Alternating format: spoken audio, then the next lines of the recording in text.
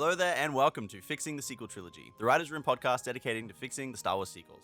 I'm Bryce Quinn and I'm joined this week by Carmelo Keating, our lead writer. How you doing, Mello? I'm doing good, man. How's our progress looking? It's looking quite good. Where we currently stand is I'm on my 4th treatment for episode 7. 4th treatment. Yeah. Good stuff. Yeah. And Sandro, our progress supervisor. How you doing, man? Good. It's nice to be here. Nice to have Good you time. back. For us, it's been many months since you've been on an episode. For the listeners, it's been 2 episodes. So Yeah. they wouldn't know the difference. Anyway, how you doing, man? How you feel about progress?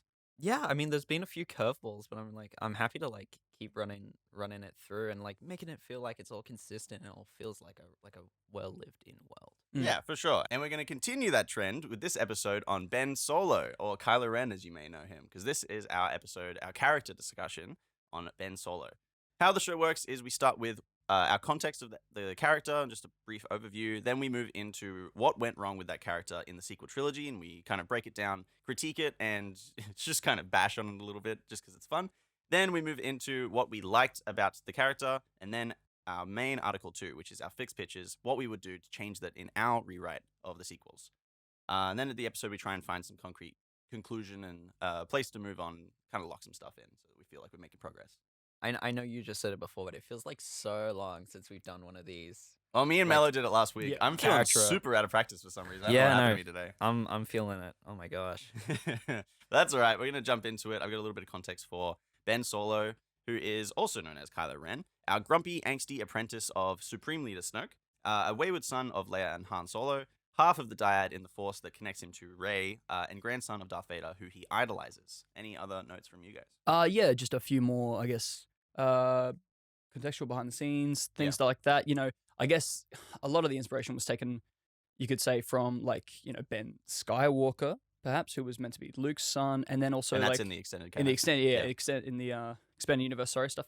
And Jason Solo, twin of Jaina Solo, one of the Solo twins, who also falls to the dark side. It's kind of the equivalent of that character. Do you want to elaborate on sort of that context of the name Kylo Ren, where that sort of comes from within?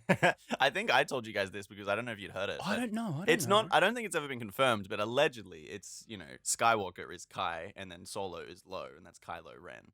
Really? Yeah, no, I heard that somewhere and I'm like, that doesn't sound legit, but also I wouldn't put okay. it past him, you know what I mean? That's cool. I haven't heard that before. Oh, what are you talking about then? No, I was more talking about in universe. Knights of Ren. Oh, the Knights of Ren. The backing of yeah. that character's story, because obviously that's all off screen. off screen. Yeah, and that it's stuff. still the thing that I mean, exists. if we want to get into that just quickly, it's like, he goes on some adventure after he's left Luke Skywalker with the Knights of Ren, in which he does kill the Master of the Knights of Ren, then takes up that mantle. I don't know where Kylo comes from, though. Right. Yeah. Yeah, he's just like, combine my 2 cool names together. It's cool. Because I'm cool and angsty. Anyway, fuck it. Anyway. Stupid. So that's the context. That's who the character is. Let's move on. Yeah. A1, Article 1. What went wrong with Ben Solo / Kylo Ren in the sequel trilogy? Where to begin? It feels inconsistent of a redemption arc. There's too much bad happening to even warrant him being like, oh, should I be doing this? Am I fighting for the wrong side? See, I kind of think I've honed in on exactly the part that makes me hate the redemption arc, but I'll get to that in a sec. Carmelo? Yeah, look, we'll touch on it later. I will just foreshadow again. It's like, he is one of the better parts of this trilogy, but still, so many problems, and I think that it comes down to what we always talk about is just a lack of planning. Yeah. I think they were on they had the wrong approach from the start in trying to make him a Vader equivalent, because it's one of the shortcomings of Force Awakens is that it has taken too much inspiration from A New Hope, and so they're thinking how do we make this Darth Vader-esque character? And mind you, he does get more in his first film. He has more in 7 than Vader got in 4. That's true, but as a villain, or as in the first movie in Force Awakens, what's he actually do to change or be even presented as someone who could be redeemed? He doesn't. He's just evil the whole time. He's evil the whole and he time. ends the film evil. Yeah, and it's part of a note I've got here that is the plan for him was it was meant to be this adverse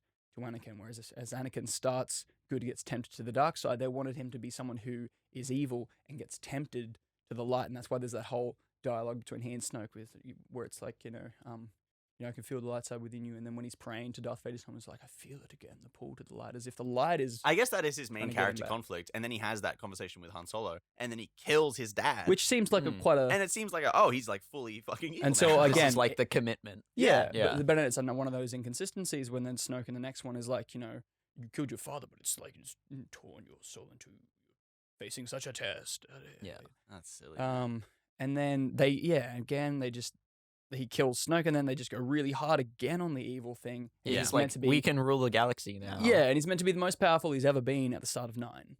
So in terms of, the redemption arc and stuff, written here, he is redeemed despite having done heaps of evil shit, and it doesn't feel remotely as rewarding or believable as Vader's redemption, who is also a mass murderer and a horrible person.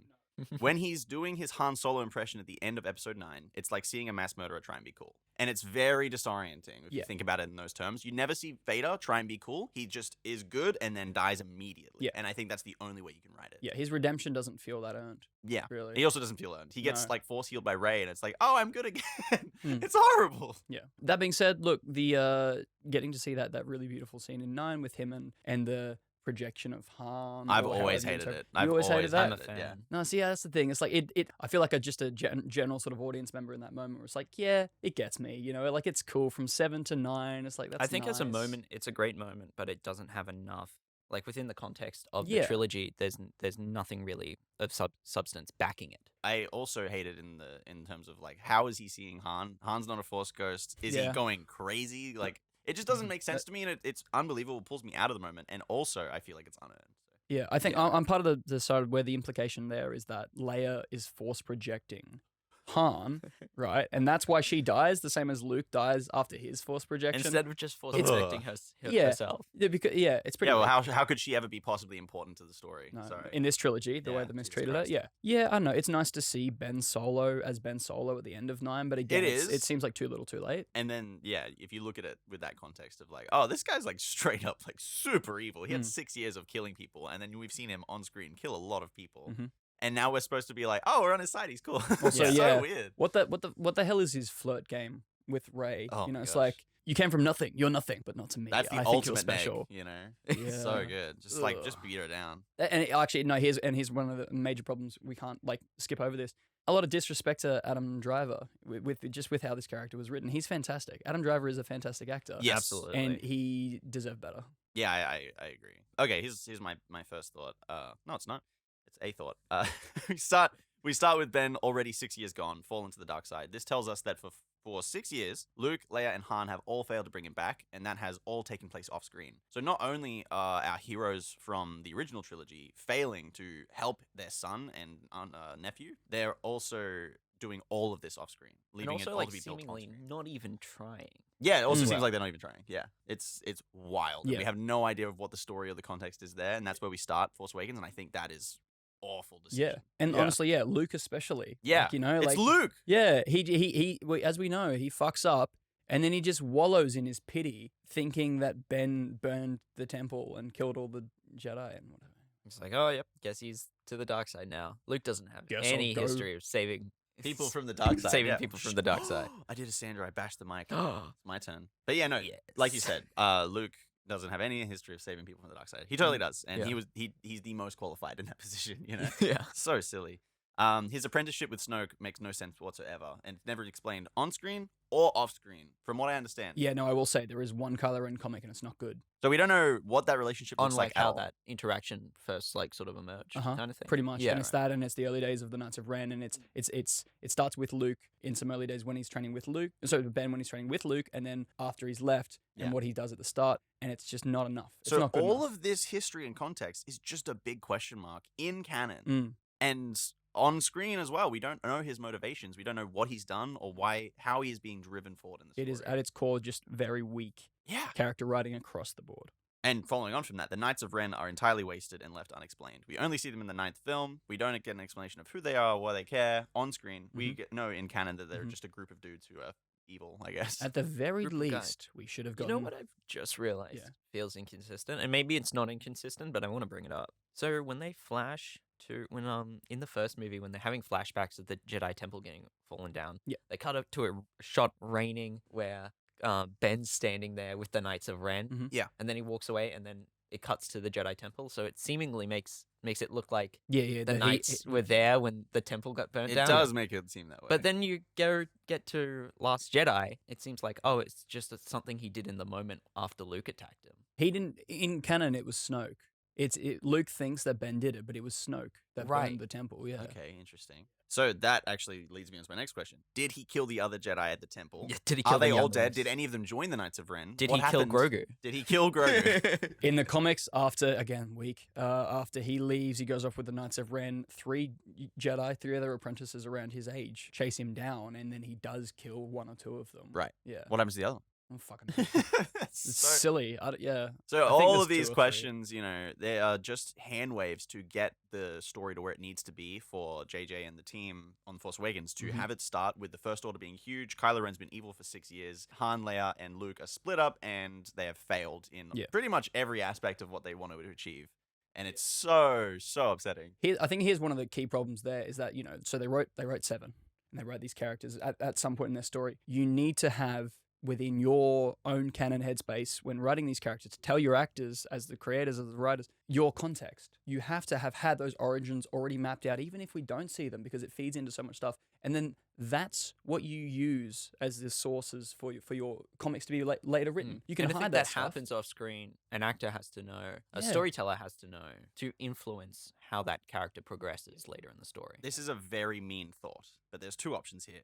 First option, they don't have that context, and that's why it sucks. Option 2, they have the context, and it sucks, and it's bad. And they've done a really bad job of writing it. Also, option 3, and I wouldn't put this past this like Disneyfied Lucasfilm as it stands. They had it, and then they retconned it. Yeah. Because they wanted to write this comic instead. I mean, yeah, even Yeah. potentially that as well. Yeah. And it's just a whole big jumbled mess. Well, it's the classic thing of, it's the corporate version of too many cooks in the kitchen, Absolutely, it is. Yeah. Can't create a good pie or whatever it is. I don't remember the rest of the saying. That's all my notes for what went wrong with Ben Solo. If you guys want to jump in and add anything else before we move on. Can we talk about his anger management?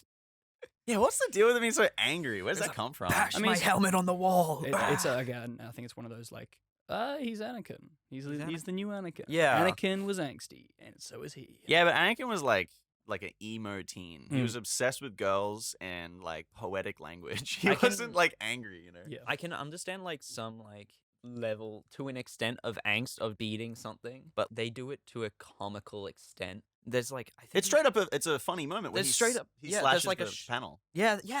There's a shot down a hallway, and you just see the sparks going. Yeah. It's yeah. played comedically. Yeah. It's played as a joke. It is, and also he's a 30-year-old, Yeah, it's so weird. 30-year-old man child. Yeah, it's so strange. It doesn't Mhm. play as he's like a Sith who's filled with so much hate and anger. It's just he's played like a child who's 30. He's a man child. Which also leads to something that we've already talked about a bit. These characters need to be younger. Yeah, we're all on the page of these characters need to be a lot Yeah. younger. It doesn't feel like a family coming of age story if Kylo Ren's 30 and Rey's in her 20s. Yeah, and it's weird. Nor making Han, Luke, and Leia too old to be able to be involved in things. Exactly, yeah. actively, They so still got to be a part of the story. It's only Yeah. been 20, 30 years or so. 20. It's 20 been 30 in canon, Yeah. but we're we're aiming for redefining. the so. 20. Okay, shall we move on? Yes, Yeah. Article 1.5, what we actually liked. And this is also a pretty beefy section because as much as we just bashed the shit out of Ben Solo, there is a lot we like. We really love this character as Yeah. well in certain respects. I was part of that trend on the internet back in 2019. As soon as 9 came out, where it's he's like the Obi-Wan of this trilogy. He It's is like this trilogy's a bit of a mess, but we can always come back to Obi-Wan being very entertaining. Yeah, and as inconsistent as his arc is, he actually has an arc. Yeah. That's he he's has some one kind of change and, he starts in one place and he finishes in another We can place. see at the very least a very broad outline of what they were trying to do with the character, and it's enough to sort of be attached to. It's like, of all the things we hate in these movies, at least this is somewhat enjoyable. Yeah. And so actually, I'd like to start out with an audience question Okay. of something that I adore about his character. You know they can't answer, right? An audience question. Go to the comments of whatever social media, however you're listening to this. If it's Spotify, jump over to Instagram, Twitter, whatever. If it's on YouTube, comment straight there. And TikTok as well. That was good.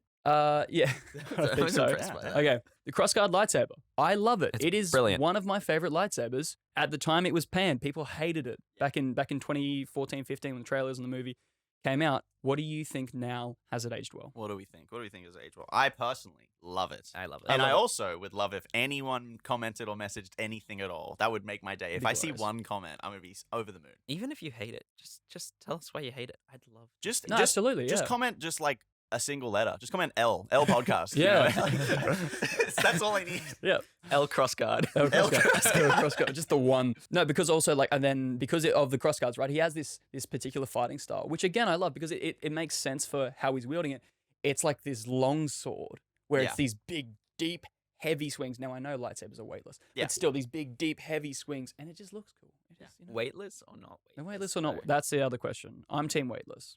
When When you're connected to the No, I force, when think you're it- in tune I with think your it saber, ruins everything if it's weightless. Well, we could get into the thing from Rebels I'm Where it's like- into the thing from Rebels. and Mando where it's weighted to them. I think Yeah. it's weighted to the person. I think Okay. it's heavy if you don't know how to use it, but not in the sense it's like the weapon has its own energy. It's like a wizard's connection to their wand. That's fair. Han had a real The connection to lightsaber chooses Luke's. the wizard, Harry. yeah. Han The had a real kyber crystal connection to Luke's literally one. chooses the Jedi. So No, I was being silly. Han has a real connection to Luke's one because he's just easily able to just and then taunt and just. That's different because he's using it like a tool, not a Yeah. weapon. You know, he's not like directing his energy. I think he has it on for like 2 seconds. Exactly. To just go. zzz. He is, the son of one of the greatest pilots, the nephew of one of the greatest pilots of their eras, and so the bit in 8, the whole sequence in 8, in which we get to see him being this ace pilot, I think is glorious. You know what? I forgot about that. That's totally something I want to keep in. He should just be a really wicked pilot He the whole should time. It's be the interesting that, greatest like, pilot. are we inferring that it's genetic because he's spending so much time with Luke? I think we can infer it's genetic. because- Absolutely. No, because like Luke is a born good pilot. He never really gets taught how to be a pilot. Yeah. And he's just the son of Anakin, and he's a genetically good pilot. I think we can keep that in. I think that's like silly, but it works. Oh, I thought you were talking about Han. No, I'm saying Ben is Oh, the grandson. because he's descended of two of the greatest yeah, pilots. yeah, Of yeah. course He's he- you know? super genetics. He's you know what I super mean? genetic. He was born to He's fly. genetically made to fly. I think he himself can fly. I think he doesn't need a ship. I We think can he watch him just force fly. We can bring force fly in. wings out. I'm going to stop you guys right there. We are not doing force fly. No way. But we're bringing back force speed. That's a promise. Full sprint. Phantom Menace. Oh God. So good. That's Use it cool. once. Could have solved so many problems. Yeah.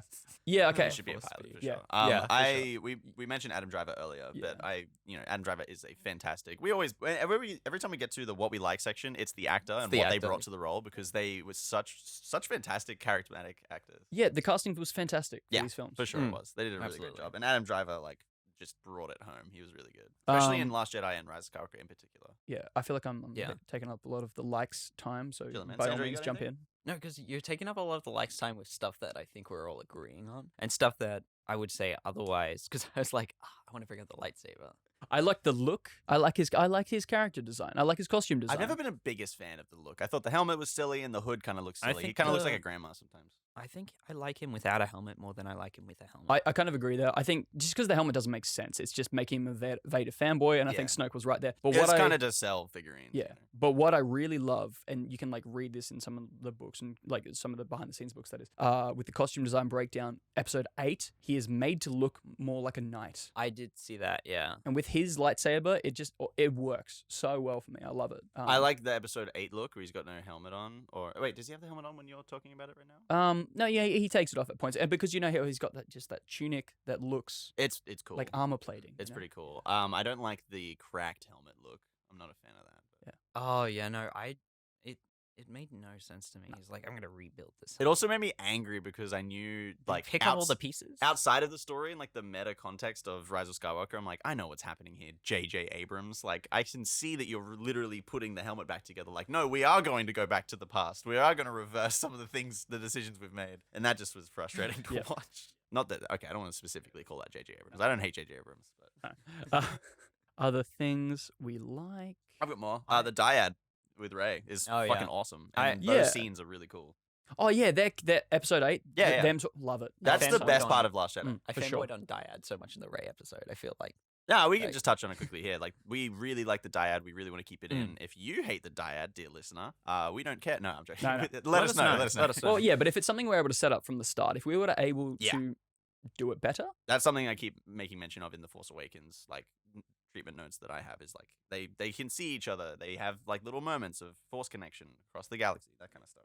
And turning against Snoke in episode 8, I thought, despite how the story overall suffered from the choice, I think the moment itself and that little bit of his character and him making important decisions in the story was really cool. And Yeah. I really enjoyed watching it in the cinema. Here's the thing, like at times I am able to just be with these sort of movies, be the audience member exactly as the director wants me to be. So like I know a lot of people in that moment were like, "Oh my god, it's so obvious. He's turning the lightsaber. He's gonna kill Snoke." Yeah. The whole time I was thinking, no, Snoke's this big powerful villain. I was on the edge of my seat because it's like, no, he's gonna sense it. The whole jig's gonna be up, even though we the audience know what's happening. Like Snoke also knows it's happening. There's no way he's gonna kill him. And so when he did, I thought it was a pretty good moment. I thought I it was hit, in awe. you know.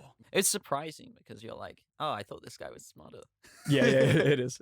Yeah, it's a bit of a surprise. And then you get that moment, you get the cool fight, and this is all cinema experience. You get the fight with the guards. The first time you watch that fight, it's a great fight. And then you get the crate fight scene where they're on the planet. And the first time you watch it, you walk out of cinema. This is for me anyway. I walked out, I'm like, this was the best movie I've ever seen. I loved it. No, Later I really on, did. I went and I saw all of these really negative reviews come out. I'm like, what are they talking about? And then looked into it a bit more, and they're like, look at the fight scene. The choreography's really weird. Think about it. Canto Bite. I'm like, oh, I forgot about Canto Bite. That was a bit shit.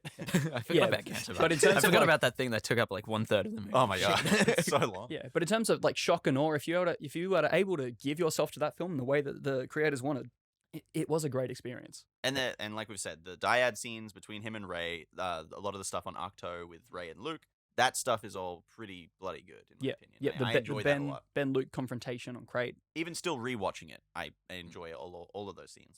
So. What do we feel about like inconsistent? I should have brought this up in like stuff we hate, but like it's so minor. Inconsistent face scar. Oh, I don't care. One of the retcon things, yeah, because Ryan didn't like the fact that it goes up the bridge of his nose. It looks goofy. He wanted it over the eye, more like Anakin. I agree with that. I think it looks cool. Well, I you mean, made the right choice. I mean, here's one of the other things they changed, and we rewatched Force Awakens not that long ago. We did. Rey cuts his lightsaber in half. No, she hits it. We don't see it split in half, but she definitely hits it with her lightsaber. Yeah, like right. we rewound it a bunch of times. Like she hits his lightsaber with her lightsaber. It is canon that lightsabers cut through lightsaber hilts, though. All you see is like a little of a spark, and you hear the noise of it being like broken in some way. Maybe she hit the metal part that connects the cross guard, like the corner. Yeah, like the cross guard hit thing. the corner, right? Anyway, She hit the off button. I'm happy to move on. Yeah, no, I'm happy to move Let's on. do it. Cool. All right. That's good. Article 2, our fixed pitches. Who wants to begin with how we would fix Ben Solo in our sequel trilogy rewrite? I want to go last. All right. Okay. Yeah, he's called last. Yeah. Sandro, what do you want to go? You want to call it? So I've been very busy. All right, so he's going second. I'll go first. You want to do that? Sure. All right, sick. Awesome. Glad we You hashed love that going out. first. Come on. I've got it's written in front of me. I've got the stuff. Firstly, Ben starts episode 7 as a Jedi, not a Sith or whatever else. Yeah. Like not Kylo Ren. Yeah, that's, for sure. That's the first note that I have. Yeah, I and think that's important. We're big fans of the idea of like as much as we can acknowledge and see what they were doing, where they wanted him to start on the dark side and eventually make his way back. There's so much context into how he fell to the dark side. And it raises so many questions that I think are better off not being asked of how did Luke fail? Because that doesn't make sense to so many fans of the story because it's fucking Luke Skywalker. And that's the other thing. It's like it seems like such an obvious point of blame for anytime someone falls to the dark side, it is on their master. It must be their fault. It must be part of their fault. Why? Why must it be that way? And why can it not just be, this student is on their own path, in this instance, which might be the case for us. It could just be Ben and Ben alone or other outside influences, and there's nothing Luke can do about it. And it's not his fault, perhaps. I don't know about that. It's Luke Skywalker, man. I just can't see us writing a story where it feels satisfying to have Luke not be a part of like Ben's downfall. Not to say that he inspires it or anything, but you know that Luke is going to see it and want to stop it, and it's Luke, so he's going to run at it head first. Yeah. Even if he is old and wise, like that's who he is. Yeah. But anyway, we've talked about Luke plenty. That's I don't think anyone's going to disagree. Ben starts as a Jedi, and we'll figure it out from there. He's a lot younger in this one too, as well. Like yeah, we want him to be younger, maybe late teens or early 20s. I do think he is like still the oldest at the new temple. And he's the oldest at the temple, for sure. So yeah, he started training first, which makes sense. And then Luke was, looking for more students to kind of add in. But it would make sense that Ben Solo, having been born probably roughly a couple of years after Return of the Jedi, would be the first student. And he's been, he's known Luke the longest. Yeah. I see him like training by himself on the island, away from all the normies. He needs to put the droids on hard mode. Oh yeah, that's fun. Yeah, that was a scene that I'd written into the most recent treatment as well. Oh, you in, training did. in droids and training stuff, Solo. yeah. Yeah. So I've written 3 options for what we can do with Ben in terms of his overall, what's happening with him in the story. Option A, we have Ben have a girlfriend. Is one of the new ideas we've kind of thrown out.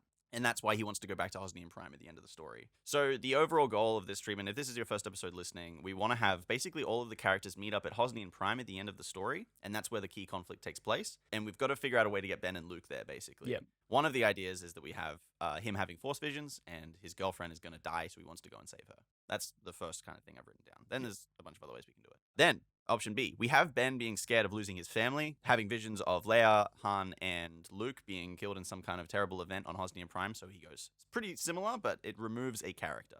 Then option C, we have Ben be scared of not living up to his uncle and even his dad as, a galactic hero, as the ultimate Jedi, basically. And that's what kind of drives him down a dark path, is he wants to live up to his expectations, and he's putting this huge pressure on himself, and that's driving him to a negative place. And in all of my ideas, we've, talked earlier on about having Ben have a sister who's passed away before the story starts. I have stopped writing any of that stuff because it's not working for me anymore. But Sandro, I know you're still a big fan of that idea. I am still a very big fan of that idea.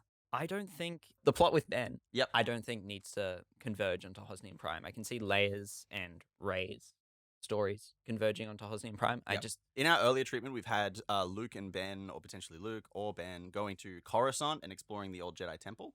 And, them potentially going off on their own journey, and something bad happens to them there. I've written it all as joining up on Hosnian Prime because that's kind of what's working in my head at the moment. But yeah. Okay, so since the last treatment read that I did for you guys, I've gone back, I've reconsidered, I've been writing a 4th one with new ideas, and I've left things a bit more open for Ben whilst we try and, determine what the right path is for him. But what I definitely want to explore is that 3rd point you raised, Bryce, in terms of like him, pressure. Feeling this pressure on himself, yeah.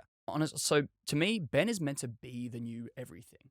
Ray is our main character, but they kind of don't know that trilogy. she exists until no. she meets someone later on. But in the minds of every character, every other character that exists, Han, Leia, Luke. Yeah. If you were to, I think Luke especially. Yeah. If they were to pick a person in their lives who is like, main character energy, it's meant to be Ben. He is son of the rebellion heroes, Han and Leia, nephew of Luke Skywalker, grandson of Darth Vader. Yeah. That whole thing. He would be feeling this absolutely immense pressure, and I want to see what that does to him. I think the biggest thing I want for his story over this film, whether or not in terms of an actual trial, maybe not. I've toyed with the idea of him taking his Jedi Knight trial. He needs to be put to the test. That doesn't necessarily need to be a trial, but he is going to be tested. He's going to have his limits pushed, and that will determine where he ends up. If that puts him to the dark side. So I think he's going to be put to the test, and he's going to fail. Just following on from that for a second, we've been constantly talking about this idea of the dark side cave on Ahch-To, and keeping that in the story in some capacity. What if, similar to Luke's journey in Dagobah, where he goes into the dark side cave in Dagobah, what if that's a part of Luke's training where he's like, yeah, there's a dark side cave over there. I plan on sending our Padawans through it as a part of their trials to put them through the same test that I went through, where they have to confront the dark side and themselves and the dark parts of themselves as a part of their Jedi training. That could work right there. That could be a part of the story. Yeah, as a deliberate thing. It draws the interesting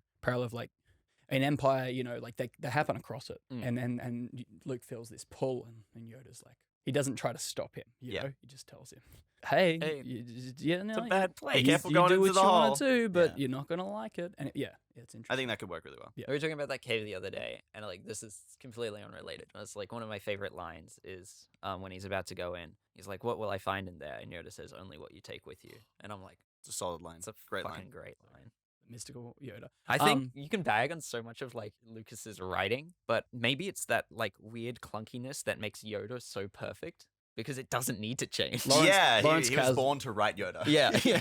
I mean, Lawrence Kasdan also wrote that. Yeah. It's true. That's true. Yeah. So true. So, off your suggestion, last time we spoke about these broader ideas of the girlfriend thing, I went back and I looked at it. I thought about some things. And I looked at George Lucas's treatment as well. Mm-hmm. He was meant to have the son of Han and Leia be seduced to the dark side by Darth Talon. Okay. He was going to be the apprentice. Was he going to simp for Darth Talon? Yeah.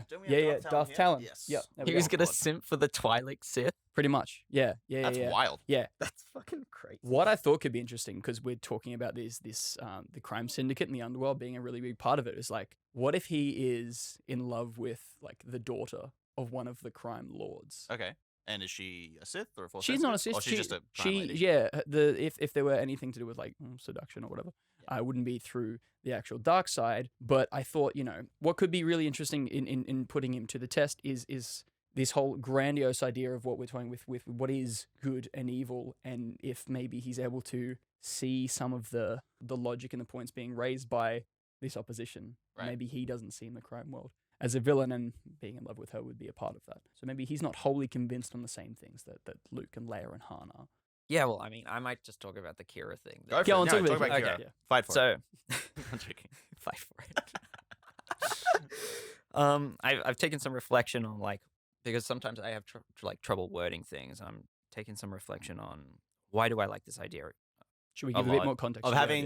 having Ben be one of the two twins. So Ben and Kira Solo, they're both twins. They're training with Luke. Kira goes on her Jedi Knight trials and she passes away from a tragic accident. Nothing, and that's all before the start of the first movie. That's an idea we've had for a while now.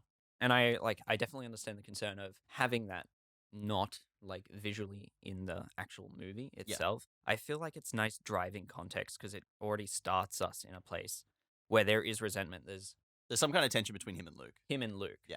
And it's that tension specifically that I like because we've been talking a lot about Rey's character and Rey's sort of arc within the first movie of finding herself and finding acceptance that she doesn't need approval from a motherly figure. And I feel like it's very poetic that by the end of the film, their tie within the dyad of the Force, that Rey would find that she doesn't need her mother the same time that Ben finds that he doesn't need Luke. And how does that tie into Kira being a part of the story? I think Kira is the best way of motivating that, as well as this. I have always assumed that there's also this forced expectation that Luke puts upon Ben. Okay, so you're feeling like Luke is putting a bit of pressure on Ben to be We've talked about him this- being a bit of a helicopter So, parent. helicopter parent, and that we've talked about in the context of him being worried about losing Ben. That was the perspective I always had on it. So he's like, oh, don't be too rash, and maybe that, pushing him to not do stuff. Maybe Ben was like, I'm gonna go prove myself the same and be better than Kira or something like that. I think it's nice that when Rey finds her uplifting moment of not needing that approval, it strengthens her character. It's Ben's also revelation, his weakening. his of his character of finding that he doesn't need Luke Skywalker. So you said, I'm confused. You're saying weakening of his character, and then he doesn't need Luke. It's the downfall. Right. It's So he thinks he doesn't need Luke, but he's wrong. It's Yeah. strengthening in the dark side, strengthening weakening in the dark light. side kind of Got thing. it. I Okay, like okay. that. So Okay. it's Like him rejecting the light, him rejecting Luke Skywalker. Ah, okay. Him So he rejecting rejects Luke Skywalker. The ideals of the Jedi, because that's sort of what Luke represents. I really love that as an endpoint for the first film, yeah. potentially, because I love the idea of the first film being Rey overcoming her desire, overcoming her relationship with her mum, who's a negative force in her life, and going towards the light. Yeah. And then Ben overcoming his yeah, with quotations with for quotations audio for listeners. the audio listeners. Yep. Overcoming his relationship with Luke. Yeah. With him strengthening his relationship to the dark side. Got it. I think that's very interesting. poetic. I like that a lot.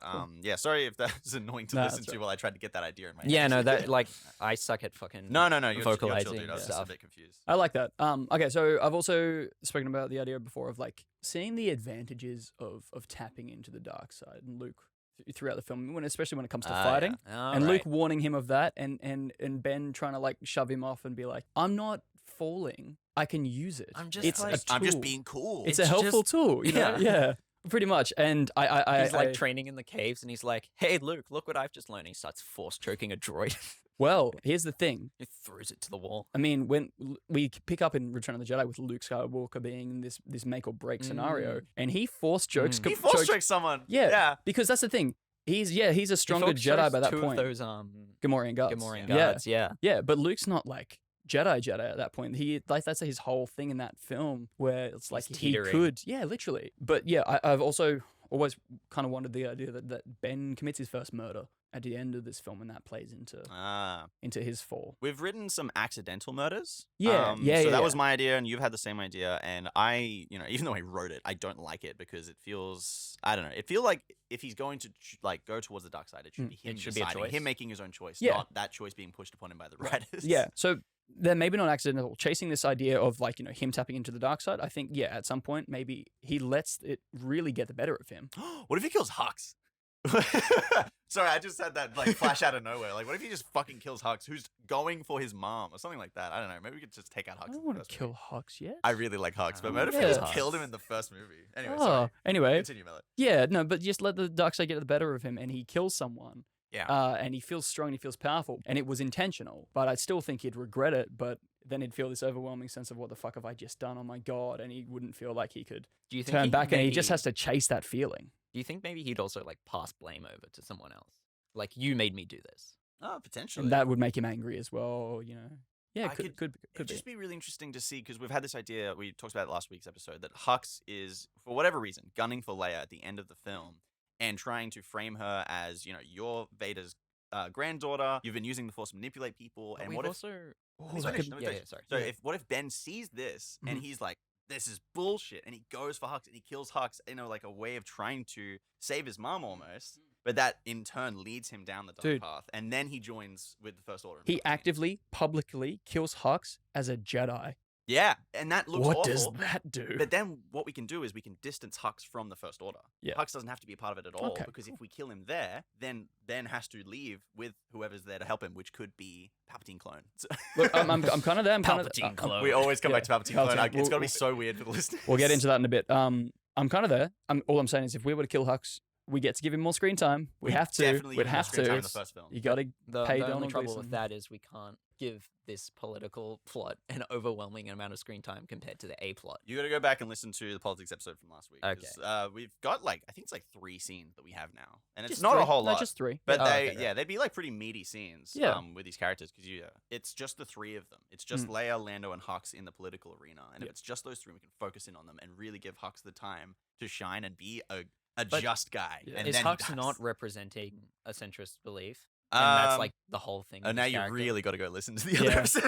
'cause- I think, I think at this stage, our whole idea would be if we are talking about politics, because if we need it for the world building and the setup, we focus on it in this first film and then leave off. We move on from it into grander things. Potentially. Oh, no, yeah, I agree. yeah, For yeah. sure. Sorry, Sandro, and I'm sorry if this is annoying for the listeners as well. So last week we talked politics, and Leia, Lando, and Hux and their political story. Something that me and Mello both talked about is how we've been leaning away from the centrist versus populist idea and moving Right. towards military versus demilitarization in the politics. So before we talk about any more, I mean, it's pretty similar. we recorded Yeah. that episode 2 days ago or 3 days ago, whatever. So you haven't had a chance to listen to it. You've been working on set, so you haven't been able to listen to that yet. So you will listen to that at some point, I'm sure. Absolutely. You will You will listen listen to to the episode. I know you want to and catch up on everything.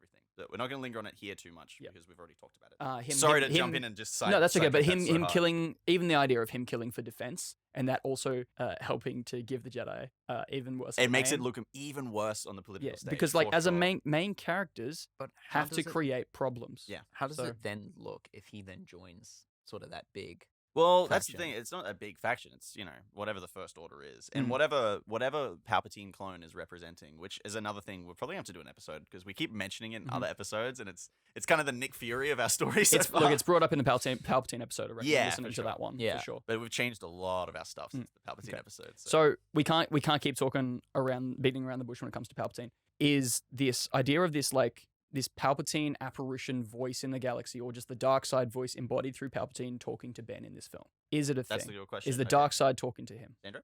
I don't know. I don't think so. You don't think so? I don't think so. I think he's there to grab him at the right moment physically. Yeah. But I think it's Ben himself that's leading himself down that path.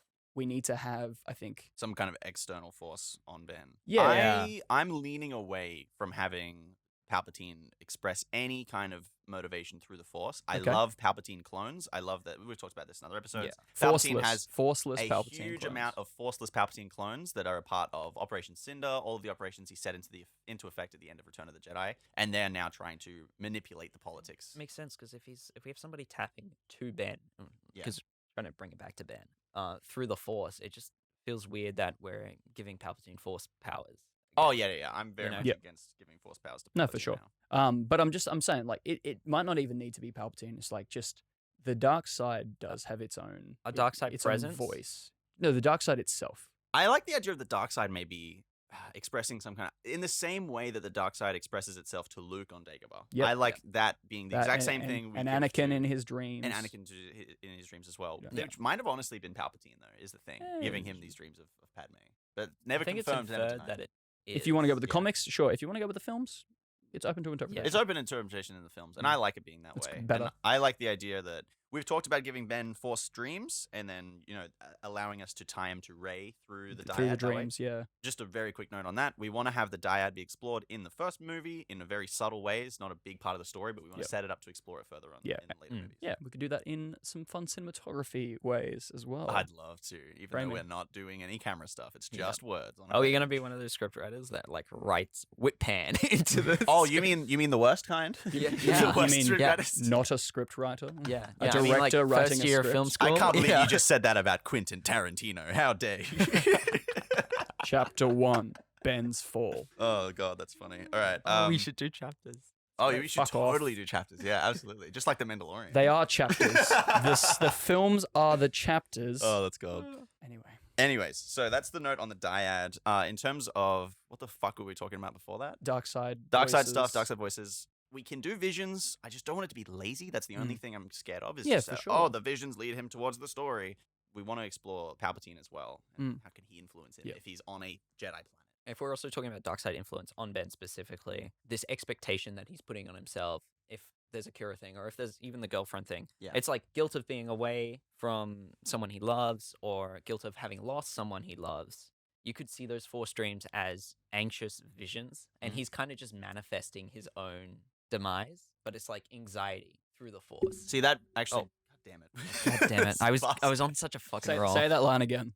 Anxiety through the Force. So we this actually brings me to my kind of final question to talk about in our fixed pitches is how do we tie his story to fear? Like how can it be based around fear? Because that's we've got that theme real strong for Leia. That theme is pretty strong for Rey as well. How do we make it happen for Ben as well? Okay, so because I'm pushing for this whole idea of not living up to expectations, I think it's the fear of that. The fear of not being good enough, never being able to be good enough in any way, of any of the things that are being put on him to be this. Whether it's not its self-inflicted sense of responsibility or if it is external forces like Luke. I'm just trying to figure out, because this is bad, but I really like the Hux kill. So I'm like, how do we have it be that he's afraid of not living up to expectations and that drives him to kill Hux in front of everyone? Doesn't really work in my head, but I want it to so A bad. hero would kill the villain when the villain's being a And he Yeah. he holds I can't say that. he holds the sorry. lightsaber up. And, what did That's you- a ratings that I can't say that word. Can we go again? Can we drop C-bombs? Is that? No.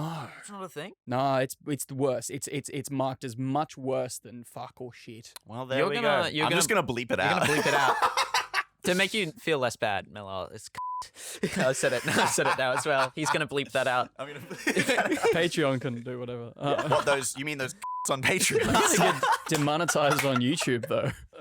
Oh, that's a clip. Anyway, so anyway, We're Australian. what I'm imagining now is he kills Hux in front of everyone, and he raises the lightsaber up into the sky. He's like, "I did it! I killed it!" yeah, and then No, well- he high fives some random in the He crowd. does the Charleston. He does a little dance. He's gritty on Hux's corpse. I'm widowy grittying on Hux's corpse. Oh god. Oh, can we make it in Fortnite? I think it can happen. Oh my god. I think, Yeah, you and go. this is something I thought with the Kira thing, was that his drive to meet expectations paired with the loss of someone would drive him to want to be powerful enough to not have that happen again. You're gonna have to hit me with that again. I was very confused. You're still thinking about the gritty? No, I was trying to listen. I just got turned around. I swear to God, I was trying to listen. He's Something about his girlfriend. I'm looking at Bryce and I'm just thinking about. I'm looking at his head and I just see Kylo Ren grittying. Oh god. No, I'm not sure I can. Can you just repeat the clip? What are you fucking? Repeat the audio. No, but I right now as Bryce Quinn don't know what you're talking about. I can't just repeat. The combination of the pressure and the girlfriend and the need to be powerful. I was talking about Kira, but Oh, okay. Or Kira. Or the yeah, girlfriend, Kira or girlfriend. Does the girlfriend have a name in your? I only wrote down Lando's daughter. That was all I wrote. I didn't give her a name. Okay, LD. Yeah, LD. LD 23. She's a robot. Yeah, Sorry. she is the droid. Oh, yo, we can call back He's in to love with the robot. Solo. Yeah. Yeah. With Lando's relationship. Yeah. Either like the fear of losing LD or the fear of losing someone again after the loss of Kira is pushing him, paired with the expectation of him needing to be that shining figure, that next main character. All those It combining feeds his figures. lust for power. I think that whatever we do, the danger is in falling into having his fall to the dark side mirror Anakin's. Yeah, that's another thing. And- I want him to feel like he's very much his own distinct character, with his own Absolutely. motivation and kind of own style. You know? Yeah, I for think sure. we've found that with Rey, and I want to find that with Ben as well. But that was my last question. So, A do you guys lot have of- any final notes? I do. Yeah, Go for it. even though it does feel like we're falling in very similar lines to Anakin, yeah, I do think it's important to find a area where it is different. Yeah. Although I do feel like many of the roads that we're treading upon right now are variations of that sort of Anakin arc. Yeah. I think we need to explore existing Jedi who have fallen and all of the different routes and motivations there, and compare it to a few and see. And Because I there's think a it's- million and one ways. So to many, kinda get yeah, around like that. like Dooku and Ventress and Maul, Punk yeah. Krell, Maul, anyone. I think something that is blocking us from that, or something that's the reason that we're finding so many similarities, is that we're building off the exact same theme that gets Anakin there, which is fear. Which is true. And we are making that a core theme. So I feel like we have to own it and just rearrange Yeah. pieces. And if it is similar, if it feels similar, then like you It can be similar and yet still original. yeah, and, Yeah, and you can absolutely. invert, you can subvert, you can Yeah. change it up. Don't say subvert. That's a trigger word. Don't say that. I'm joking. Ryan Johnson. Subvert expectation. Yeah.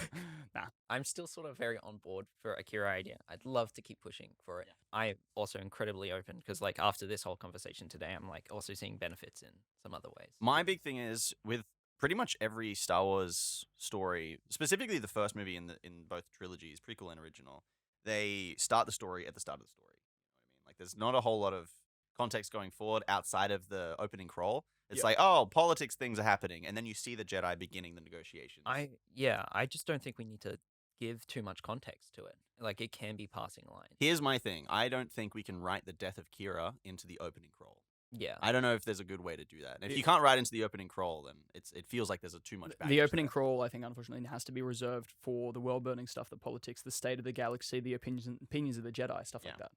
Yeah, it frames you in the story and it frames you in this fucking weird world of Star Wars that is very much outside of our And it reality. only gives you characters that you're familiar with. It only tells you what Luke and Leia and Han are up to. Anyway, not to smush down on the I Kira feel stuff like- too hard. That's why I feel like there is maybe one line that can be chucked into the opening call in relation to Luke and Okay. Kira. You just, like, as you're moving into the area of where the Jedi Order is, you see Yeah. Luke Skywalker, after having lost his niece, continues to train.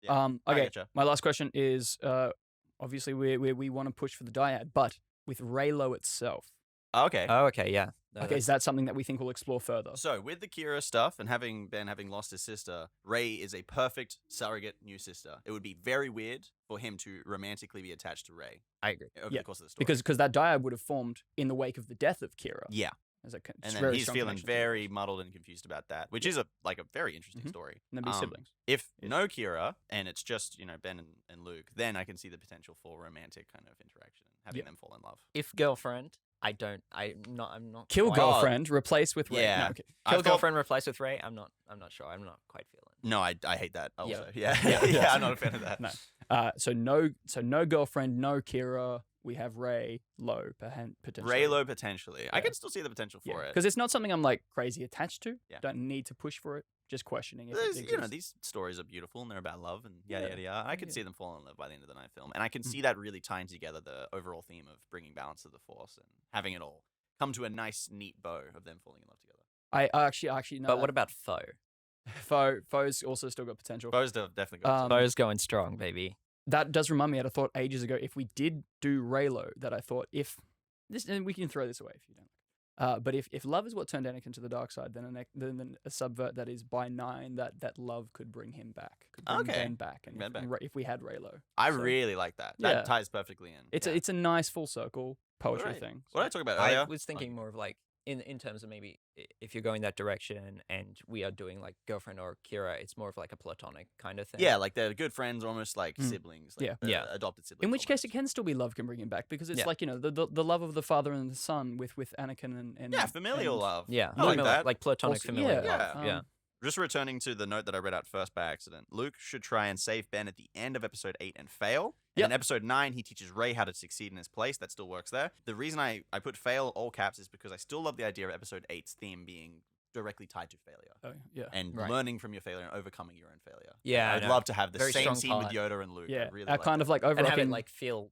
better within the context of the story. And have it work in the context of the story. Yeah. Absolutely. The way we're heading now is kind of like a fear, failure, balance. Yeah, thing. that's kind of what I've got in Yeah. my head at the moment. Which I like. I and it's would working. love to see Luke already training Rey within the 8th movie, though. I have many ideas for this. Actually, no, I have one, and I want to talk about it later. Yeah, that's a story for another time. a story for another time. My question again, something we'll explore much later. Just want to touch on it if we can.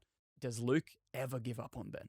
I personally, right now, don't think so. No, I neither. don't think there's No. a single time where Luke's not trying to help Ben. Which I think is beautiful. Honestly, I don't think he would ever. Let's move on to Article 2.5. Oh, Our new segment, Sandro, we're going to throw this one at you. Oh no. Called Let's Write a Scene. So we're going to pick a scene with Ben Solo in it, and we're going to brainstorm ideas for the scene. okay. I've got 2 ideas we could do. We could do the Dark Side Cave, or we could do Training with Luke. I think training with Luke. I think it's a really great opportunity now Let's to do it. explore that relationship. So that's kind of where I want to start with Ben and Luke. I want to Mm. have the, like, whenever we see them for the first time on screen, it's them training and meditating or whatever. Mhm. Yeah. Can I just jump off from my most recent treatment? Go nuts. Like see that as a foundation. So my most recent treatment, I wrote in where we get to meet Luke and Ben. Luke is on Arc 2 in the new old Jedi Temple training. He's going around to the classes, and then he goes to this cave, maybe like that particular yin yang cave that we get to see. Just a big dark side butthole. No, I mean the one from 8 Oh. with the that's also got that The like higher little up out. one? The cro- one out higher Oh, up. the nice that like one. thing at the top of the hill. Yeah. Sorry with for the bringing nice- up the butthole. The nice lighting. Yeah. Not the butthole. Not the butthole. Where Ben is training against droids on his own on the highest setting, and we can see him tapping into this. He's got it cranked to 11. Cranked to 11. One of the coolest action scenes we see in this movie is him fighting bots. That's it. Yeah, but yeah, no, he's tapping into this aggression, and then I also specifically had this note of like we get to see him do his blaster block bolt thing, but en masse, where it's like they all fire at him at once, and he holds it all, sends it out their ways, and boom, Luke comes in at this moment. He's like, "Bit evil there, my boy." He's like, you just used the Force on a bunch of robots. That seems unnecessarily. I think he tried to overpowered. maybe scold him about controlling his emotion. He'd sense like a little bit of dwindling. And within then his mind. what's Ben's reaction to that? What does he respond with? Is he You can't angry tell me or what is to he like do. you can't Well, tell me what to do? I think it would be a really interesting parallel if we do see these droids getting shots off on him. Yeah. Same way that Luke is getting shot in A New Hope when he's first right. He's like, nah. That's when Obi-Wan's like, yeah, put the blast shield on, just connect to the Force. If Ben's reaction to getting shot at is just tap into more anger, get angry because it makes me better, then yeah, I think it's scold. It's a very like Anakin thing to do. Like a very Clone Wars. Anakin, why did you have to kill that terrorist? Ah. I know exactly what you're talking about. You know what I'm talking yeah. about. Oh, There's this God. whole thing with There's like a showdown. Satine and Obi-Wan, and neither one And of the them's going to terrorist's kill like, the who's terrorist. going to do it? Because you're both going to look like idiots. And then Anakin just comes out of nowhere and stabs him in the back. Oh my god. And everyone's like, Anakin. Anakin, that's not the Jedi way. Yeah, no, because No, but it's more like... Anakin, you shouldn't have Yeah, it's stabbed like him in a the sitcom. spine. Yeah. You can play sitcom Bum, bum, music. bum, on- bum, bum, bum. Yeah. That's so funny, dude. You're Oh, getting Clone that clip. Wars. We're showing Bryce that clip right after we finish recording. Mm. Yeah, let's do it. Yeah. But yeah, I think that would be a really interesting conversation right from the get-go for them to establish and have a conversation about their ideas of the Force and Right. use of the Force, it being be able to be used as a tool in Ben's mind as something to make himself stronger and powerful. I think rather than a conversation, Right. we could have it be framed around Luke teaching him something new. Okay. And Oh, Luke so gives the- him like the helmet. And he's like, put the training. helmet on, train with like no eyes, or something new, something I haven't seen before. Or he's already destroyed all the bots. Good way to teach somebody a lesson. To whoop their ass. Luke is like, Luke's like, no, it's clear that you need like maybe a bit more of a challenge. Yeah. Ignites his lightsaber. Oh, that's and cool. Is teaching him by fighting Ben purely like in defense. Ah, that's what's- really cool. What's Han's line? Something against remotes is one thing. Something against the living. Now that's the yeah. Oh, he says it. What if Yeah. he says it? Holy shit. That's I don't know if that's good or bad No. fan service. Yeah, but I I don't like know. it. Okay, a counter proposal to your one, Bryce, in terms of the blindfold. What if he takes his weapon away? And does what? It says, Run it again. No saber. I feel like he's Hmm. encouraging him to tap into something It's, worse, no, I though. want, but I like the idea of the he just defense. reaches Putting out him and on. crushes them all. It is used for defense. Jedi are defenders, and Mm. that's the big lesson that Luke would be trying to teach him, perhaps. And he just Take goes away the into saber. the 2002 Clone Wars animated series, and he does the Mace Windu punching. And he punches all the droids. Luke's like, no, not like that. And he's just like kung fuing the shit out of all the Hmm. droids. I've heard stories of Mace Windu and how he would punch droids Or in the Clone Wars. giving greater emphasis to the Jedi are for defense. We're defending the people. Luke steps in, puts himself in danger, specifically no saber, and is like, They're gonna shoot hands at behind me. my back. Yep, You have to defend me. protect me. Protect yeah, me. I Yeah. like that. That's cool as well. That's interesting. He's like, yeah, let's run it again, but this time you have to stop me from getting shot. That's interesting too. I really like the idea that Luke is just like, all right, you've beat all the robots, fight me, and then shows him how to do it correctly. It's still And a then sparring match. It's still a sparring match, but he's like focusing on defense. And I can imagine Luke being like, oh, you know how suave Dooku is when he fights? You Yes. know, like Dooku doesn't attack. Hand behind Dooku, the back, he's dueling. still very much fights like a Jedi, where he's like, you come to me, flourish, ba-bam. Yeah. Blocked, blocked. I think he's like giving him a bit of a lecture as it's going. Oh, dude, Yeah. I love conversations in lightsaber fights. But they're the best. we see that maybe that's not Luke's best approach. Maybe that's not the right approach to teaching Ben, and it's kind of just aggravating even Making more. him like more To the like, point frustrated. where Ben might be able to like go for a trip by tapping into a bit more anger. Yeah. Either way, I think it also could be really interesting if they were to be dueling, fighting. If Luke's not using his lightsaber through a lot of it as well, just using blocks, the Force, stuff like that. Dodges and that kind of And if it ends with like Ben thinking he's won, he's got Luke, and he holds his saber. At which point we know that Luke's already holding his saber like up to Ben's ribs to be like, Yeah, you've sacrificed your footing for a killing blow. stuff. And he you know, taps the literally. ice and he goes down. It's Batman Begins. Well, yeah, no, but yeah, where he thinks he's won it, but secretly Luke's holding his saber there, like, I think then the question is, where does the scene resolve and where does it get to? We want to explore this theme that, Ben is being led astray by something. Yeah. Is it aggravating him and then he blows up and gets mad? What's the resolution of the scene? I think it would be one of those ones where it's like, despite the fact that he thinks he knows better, and despite the fact that he thinks tapping into the dark side makes him stronger, it doesn't. He's wrong, and that Luke is still, wiser than he is. Okay. Yeah. Which would make him mad, wouldn't it? To know that, hey, you're still young, you still have a lot to learn. I think patience. I think that it's a lesson from Luke to Ben that Okay. patience can overcome just like blind rage, and Luke comes out victorious just by maybe tripping him up. In doing so, this maybe encourages Ben to want to learn even faster, and he stays in the cave and continues his training. So we have this idea of blind rage. We have this idea of, he's frustrated. He's wanting to do things quickly and with ferocity, Where does this leave him going into like the rest of the story? Is his lesson from Luke here, he learns patience? For me, it's strange because I feel like Luke should be a really good teacher. Yeah. And the thing I'm having the most trouble with Ben is figuring out how to lead him astray when I think that Luke would be able to help him stop from doing that. That's my biggest issue. We need to separate the two.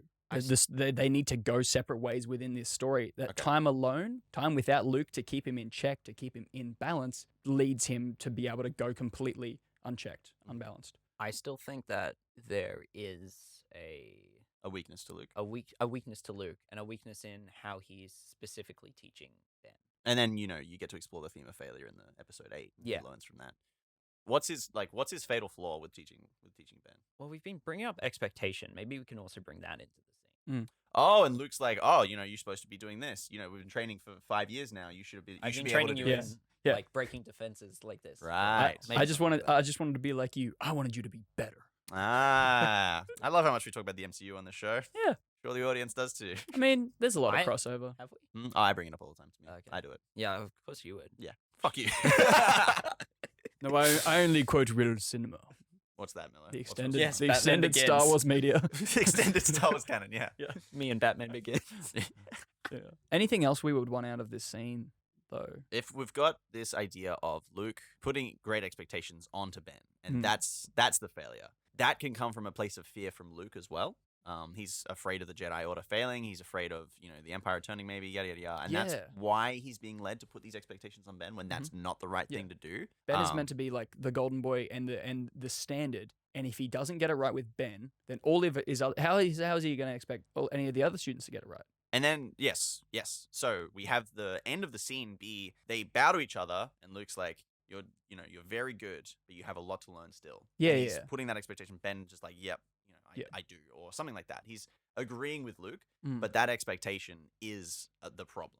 Yeah. And it leads us to further scenes where we're seeing that Yeah. constant pressure being applied to Ben. And we should definitely get the sense of like Luke cares greatly definitely about cares. Ben. But is he still using that Jedi apathy or distance? Is he still aloof in that Jedi way? We definitely want his Jedi Order to be evolved. Luke's better than that. Luke is the Yeah. empathetic Jedi. But yeah, he's got a duty. He's got a role, a responsibility. I think he's still got a little bit of. I think he's got a little bit of a way to go. It's a lot of pressure on Learning him. to maybe distance himself from the really hardcore Jedi code stuff and be like, no, we've got to take care of people emotionally too. We can't just be aloof and cool and monks all the time. We have to. If we don't account for people's emotions and help them through them, they're going to become a Sith. So we gotta help people out. Also, just quickly on this dark side thing, the whole time with Ben, if he falls, it's not to become a Sith. I don't think there is no Sith influence. There can just be the dark side. That's just wanted to point that out, especially in this film. You know? Okay. He's not. If he falls, he's not becoming a Sith. He's living on the dark side. Would he get a dark side name? I'm very much on the side of yes. I think so. I If he like would- the idea. I want him to do something really bad in episode 8, and then he gets knighted by Palpatine again. Okay, Similar to Anakin. But he's like a Knight of Ren. Then does the Knights of Ren come in? I want to look into them in 8 more. So Doesn't even have any ideas for dark side names. Do you? I might. Go for But it. they're I, wanna pretty- hear- I don't have one. Noir Solo. They're pretty goofy. Yeah, They're all Darth names. Yeah, though. yeah. I like the So Darth names. So they're all like They always fair. derive from something evil, like Yeah. Sidious, Maul, Tyrannus. All right, bring us home, Sandro. We're right at the end. Let's hear the ideas for Kylo Ren's new name. some of these are very silly. I want to hear him. So one of them is Darth Atricious. Darth Atricious. Like attrition. Like yeah. Patricia. Sorry. Like Patricia. Like attrition. But I thought like that's just like more like tapping into like blind rage kind of thing. Mhm. I thought maybe Darth Callous. That's cool. Callus. We do have Aging Callus in Rebels. Yeah, we do. Dude. But still, cool name. Yeah. Because I thought Callous was like sort of a neat way to define what's going on internally Mhm. with him. And I also had Darth Ignomus Okay. for ignominy. Which don't is know what that is. I wrote this ages ago. And it's sad that I wrote this probably 3 months ago. Public shame or disgrace. right. Ah, okay. Hmm. Interesting. Sandro pulling out the big money words. This is also, this is a Disney project, so Darth DeVille should also also worth considering. Oh, that's gold. Yeah. That's gold. All right. Well, on that note of That's great. Sandro's name ideas for the new Darth, well, you know what? Throw it at the comment section again. If anyone's got any thoughts or feelings on those, let us know. Yeah. But until then, until we decide on what our next episode is going to be, thank you so much for listening. This has been our character analysis of Ben Solo. And until next time, may the Force be with you.